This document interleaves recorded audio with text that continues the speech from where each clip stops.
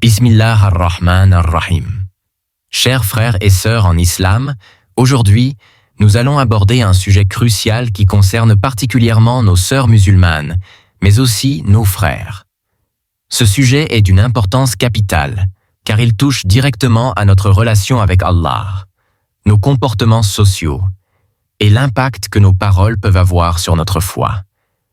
Il incombe à la femme musulmane qui désire ce qui est auprès d'Allah de garder sa langue de la médisance, du commérage, du il a dit, elle a dit et de l'ingratitude. Comme mentionné dans l'introduction, cette problématique est tellement répandue que certaines réunions deviennent des lieux où ces actes sont normalisés. Pourtant, en islam, ces comportements sont gravement répréhensibles. Première partie. L'importance de préserver sa langue en islam. Allah, qu'il soit glorifié, nous rappelle dans le Saint-Coran l'importance de surveiller nos paroles.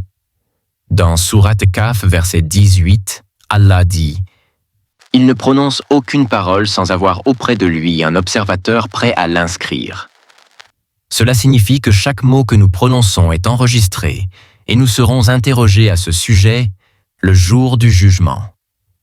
Dans Sourate Al-Hujurat, verset 12, Allah avertit clairement contre la médisance. « Ô vous qui avez cru, évitez de trop conjecturer sur autrui, car une partie des conjectures est péché. Et ne vous espionnez pas les uns les autres, et ne médisez pas les uns des autres. L'un de vous aimerait-il manger la chair de son frère mort, cela vous répugnerait. Craignez Allah. Allah est grand accueillant au repentir, très miséricordieux. » Le prophète Mohammed, paix et bénédiction sur lui, a dit « Celui qui me garantit ce qu'il a entre ses mâchoires sa langue, et ce qu'il a entre ses jambes sa chasteté, je lui garantis le paradis. » Rapporté par Al-Bukhari et Muslim. Un autre hadith rapporté par At-Tirmidhi précise « Celui qui croit en Allah et au jour dernier, qu'il dise du bien ou qu'il se taise. » Ces paroles montrent que préserver sa langue est une voie sûre pour gagner le paradis. Deuxième partie. La médisance et ses dangers. Voici la définition de la médisance al-ghiba et du commérage an-namima. Le prophète paix et bénédiction sur lui a défini la médisance dans un hadith rapporté par Muslim. Savez-vous ce qu'est la médisance? Ils répondirent « Allah et son messager le savent mieux. » Il dit « C'est de mentionner à propos de ton frère quelque chose qu'il déteste. » On demanda « Et si ce que je dis de lui est vrai ?» Il répondit « Si ce que tu dis de lui est vrai, alors tu l'as médit, et si ce que tu dis de lui est faux, alors tu l'as calomnié. » Le commérage, quant à lui, consiste à rapporter des paroles pour semer la discorde. Le prophète paix et bénédiction sur lui a dit « Le colporteur de commérage n'entrera pas au paradis. » Rapporté par Muslim. Voici les conséquences spirituelles et sociales. La médisance est un péché majeur qui détruit les relations sociales, sème la haine et brise l'unité de la communauté. Spirituellement, elle consume les bonnes actions comme le feu consume le bois, selon les paroles du prophète paix et bénédiction sur lui. Troisième partie, les réunions et l'importance d'un rappel positif. Premièrement, un fléau courant. Dans beaucoup de réunions, qu'elles soient féminines ou masculines, il est devenu courant de discuter des défauts des autres ou de colporter des rumeurs. Cela est souvent banalisé sous prétexte de conversation normale. Cheikh Jamal al-Harithi, qu'Allah le préserve, souligne que ces comportements sont comme le sel dans un repas, présents dans presque toutes les réunions. Deuxièmement, solutions pratiques pour les éviter. Commencez les réunions par un rappel islamique.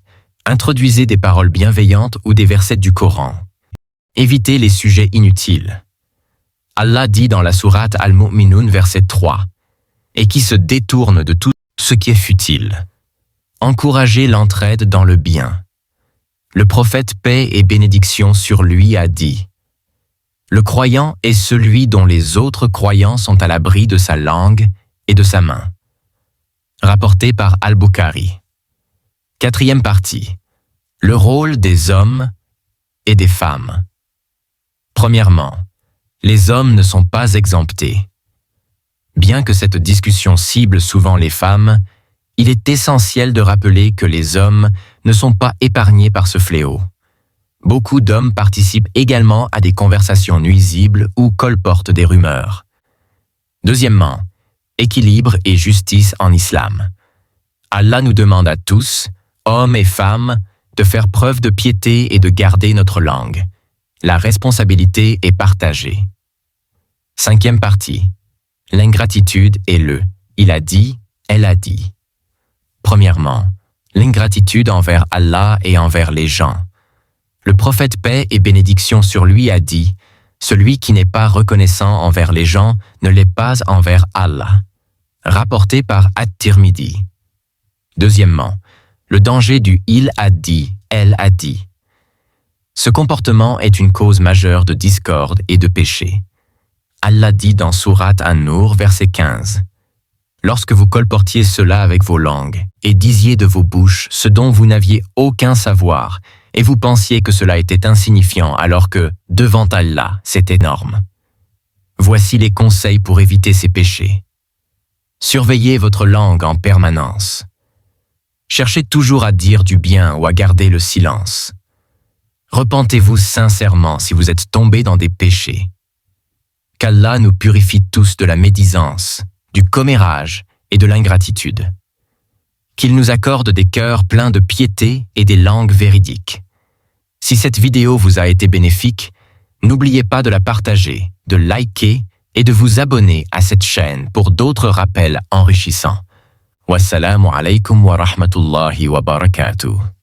Permettez-moi de vous parler rapidement de notre branche officielle LNGLM Tilawatul Qur'an. Si vous aimez écouter de belles récitations du Saint-Coran avec un excellent respect des règles du Tajwid, alors cette chaîne est faite pour vous. Nous collaborons avec des récitateurs et récitatrices du monde entier pour vous offrir des moments de spiritualité uniques. Abonnez-vous à LNGLM Tilawatul Qur'an. Activez la cloche pour ne manquer aucun contenu et partagez avec vos proches pour diffuser la parole d'Allah. Le lien est dans la description, Inch'Allah. Si cette vidéo vous a été bénéfique, je vous invite à liker et à vous abonner pour rejoindre notre communauté inspirée par la science islamique et les rappels bienveillants. Grâce à vos likes et abonnements, l'algorithme permettra à cette vidéo d'atteindre encore plus de musulmans francophones qui, comme vous, pourraient en tirer profit. En soutenant cette chaîne, vous devenez acteur de notre mission pour répandre davantage de bien autour de nous. Merci du fond du cœur à ceux qui nous suivent et soutiennent notre travail. Chaque geste compte et nous aide à toucher plus de cœurs. Alors, n'hésitez pas à liker et à vous abonner pour ne rien manquer. Barakallahu fikum.